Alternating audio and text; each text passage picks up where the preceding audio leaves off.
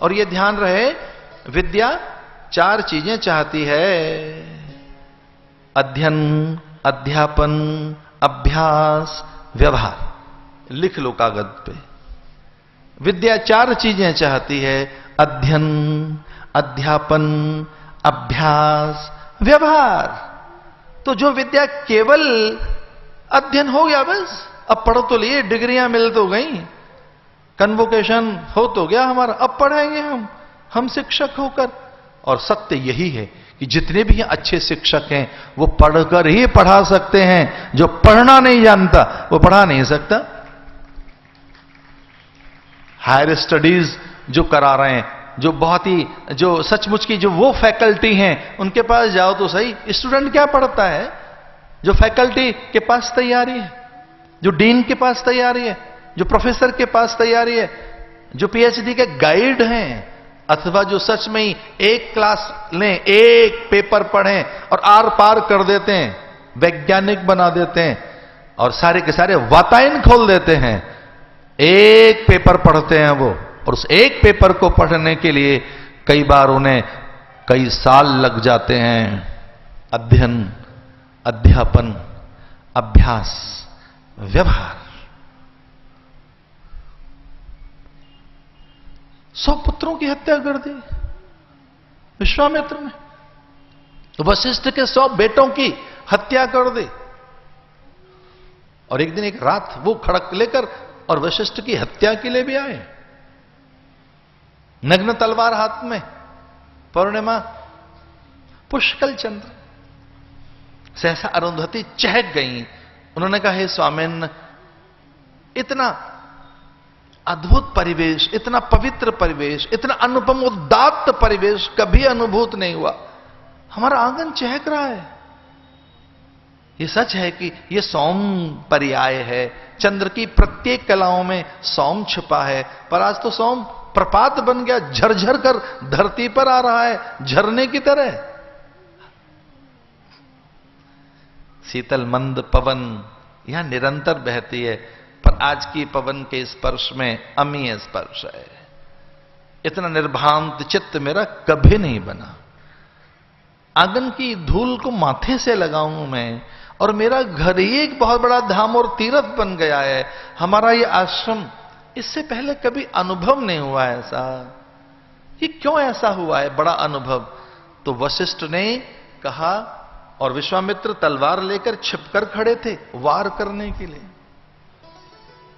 और जब पूछा अरुंधति ने कि ऐसा क्यों है, इतना अनुपम उदात्त पवित्र परिवेश, हमारे आंगन की धूल मैं माथे से लगाऊं और धूल धूसरित होकर धन्य हो जाऊं, ऐसा अनुभव करता है कि हमारे आंगन की धूल जैसे मानो धाम बन गई हो।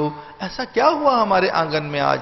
तब उन्होंने कहा, मुझे ऐसा लगता है कि विश्वामित्र ने कहीं हमारे घर आने का अनुग्रह कर दिया है, और ऐसा तभी हो सकता है जब विश्वामित्र के मन में हमारी देहरी को छूने का मन बने, क्योंकि इस धरती पर उन जैसा कोई नहीं है। तो वो कहने लगी, वो विश्वामित्र जिन्होंने हमारे 100 बेटों की हत्या कर दी थी। तो वशिष्ठ ने कहा, भाई विश्वामित्र। तो वो हंसने लगी कि ऐसा तो कभी उन्होंने परीक्षा ही ली होगी, वो ऐसा कभी नहीं कर सकते, वो इतने बड़े महापुरुष हैं, उन्होंने तो हमारी परीक्षा ली है कि हम कहीं विचलित तो नहीं होंगे। लेकिन विश्वामित्र को कोई जाकर कह दे कि हमारे 1000 बेटों की कोई रोज वो हत्या करें, हम विचलित कभी नहीं हो सकते, क्योंकि विद्या का व्यवहार और अभ्यास हमारे पास है। तलवार गिर गई आंगन में। जो सीखा है उसका अभ्यास कब करोगे? वो स्वभाव कब बनेगा? जो सीखा है वो आपकी प्रकृति कब बने? जो सीखा है वो आपका दृष्टिकोण कब बनेगा? जो सीखा है वो आपकी आदतें कब बनेंगी? और ये ध्यान रखना, आप अपने अभ्यास का परिणाम हैं। तो एक और कागज पर जाकर बात लिखना कि आप अपने अभ्यास का परिणाम हैं। पहले तो 1-2-4 बार हमने कुछ किया, और फिर 5-6 बार किया, तो वो धीरे धीरे करके एक आदत में कोई चीज ला रहे थे। हम आदी नहीं थे उसके। हम कुछ 2-3-4 बार हमने कोई एक अभ्यास किया, हम न तो उसके आदी थे, न वो हमारी आदत थी, लेकिन 2 4 5 बार किया और अब करने लगे तो वो आदत बन गई, हैबिट बन गई। लो, और अब हम आदी हो गए। कुछ लोगों से कहो भी बार बार अपनी ये हथेली मत फटकारा करो, तो वो ये कहते हैं हमारा अब तो आदी हो गए। Now it's habit. अब तो ये हैबिट हो गई। हैबिट किसने बना दी आपकी? अब तो हैबिचुअल है ये 2 4 बार ऐसे ऐसे करके। तो मुझे पहले तो लगा कि कोई एक नई एक्सरसाइज है, ये भी नया कोई योगा है। और जिन्हें इस तरह की आदत हो तो ये, और उनकी हथेली पे कुछ है नहीं, फिर भी अंगूठे से हथेली को रगड़ते रहते हैं। अब वो कौन सा उन्हें सुख मिलता है वो तो राम जाने है। पर इसे साइकोबायो टेंडेंसी, इसे साइकी, ये एक साइकोबायो एक टेंडेंसी बन गई। कुछ इस तरीके से करो, 2 4 बार फटकार लगाओ हथेली को, और एक किसी खास मूड में एक ठंका मारकर आहा मौन उतर आया। फिर कुछ देर के लिए मौन है। क्या हुआ जानते हैं? ये अभ्यास। 1 2 4 5 बार आपने अभ्यास किया, आप अपने अभ्यास का परिणाम है, आप अपने विचार का परिणाम है, आप अपनी सोच का परिणाम है। 2 4 5 6 बार आपने कुछ किया तो वो जो साइकोबायो टेंडेंसीज आप में बन गई, जो विचार अभ्यास बन गया, जीने का एक ढंग बन गया, अब वही आदत बन गई है। और अब कह रहे हैं 10 20 साल के बाद कि ये आदत नहीं है, अब हम इसके आदी बन गए हैं, अब आदत के लिए जी रहे हैं। तो पता है क्या कहेंगे इसे? अभ्यास। तो मुझे अभ्यास करना है। एक और चीज है, उसका नाम है व्यवहार। विद्या 4 चीजें चाहती है आपसे। एक है अध्ययन, दूसरा है अध्यापन, तीसरा है अभ्यास, और चौथा है व्यवहार। और विद्या कई बार व्यवहार से अपना बोध कराती है कि किन गुरुजनों के बीच रहे, इनकी भाषा, इनका चिंतन, इनकी चिंतन की उड़ान, इनके वक्तव्य में कौन से ग्रंथ झांक झांक कर बाहर आते हैं, ये कब मीमांसाओं के पास हैं, ये कब इनमें से योग निकल रहा है, कब वेदांत दर्शन, कब ये सांख्य के बहुत निकट होते हैं, और कब इनके आसपास वैषयिक दर्शन होता है। तो अगर आपका अध्ययन है तो वो दर्शन बाहर झांकते हैं, आपके पास कोई चिंतन है तो बाहर आता है।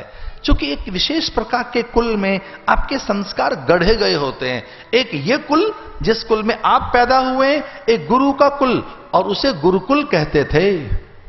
एक ये कुल जिसमें आप पैदा हुए हैं, एक वो कुल जो गुरु का कुल है, गुरुकुल, और वहां से आपकी प्रवृत्तियां, आपका अध्ययन स्वभाव का पता लग जाता था कि कहां का है। आज भी कोई ढंग से अलाप ले, एक हल्की सी बंदिश से पता लग जाता है कि कौन से घराने का ये संगीतकार है, ये बनारस घराने का, ये ग्वालियर घराने का है, या ये कहीं ये मालवा की वो कुमार गंधर्व की ठुमरी के आसपास का आदमी है, या कन्नड़ घराना है, पता लग जाता है। अलाप लेने से, तनिक से बंदिश से घराने का पता लग जाएगा। 2 4 5 बार के कुछ वाक्य बोले तो कुल का पता लग जाएगा, कौन गुरु हैं इनके, चिंतन कौन सा, अध्ययन क्या है इनका। और भैया आपकी आदतों से भी पता लग जाता है कि क्या सीखा है। इसको अन्यथा मत लेना। कई बार कुछ गड़बड़ कर दे बहू तो परिजन कुछ नहीं कहते थे, सास कुछ नहीं कहती थी, ससुर के कान में धीरे से बोलती, मां से ऐसा ही सीख कर आई है, ऐसा ही सीख कर आई है। गड़बड़ कर रहे हैं बच्चे और माता पिता की, वहां क्लास लग रही है। ये सत्य बता रहा हूं मैं आपको, हमारे मठों में भी यही चलता है। चेला कुछ गड़बड़ करे तो चेले को कुछ नहीं कहते, काना फूंसी करते हुए कहते हैं कि गुरु ने मेहनत नहीं की है, अभी कच्ची मिट्टी है, कुछ श्रम करना भूल गए गुरु। और इसलिए गुरु कहते थे मेरी चौखट तभी लांघना जब मेरा आदेश हो। एक दिन मैं बताऊंगा कि परिपक्वता हुई कि नहीं, ज्ञान सधा के नहीं। उसकी गंध मुझे जिस दिन अनुभूत होगी, जिस दिन मुझे पता लग जाएगा कि आप पारंगत हो गए, निष्णात हो गए, तज्ञता आ गई, दक्षता आ गई, जो ज्ञान की परिपक्वता है वो आपके स्वभाव से पता लगेगी, व्यवहार से पता लगेगी, आपकी भाषा विज्ञान, शरीर के विज्ञान से पता लगेगी।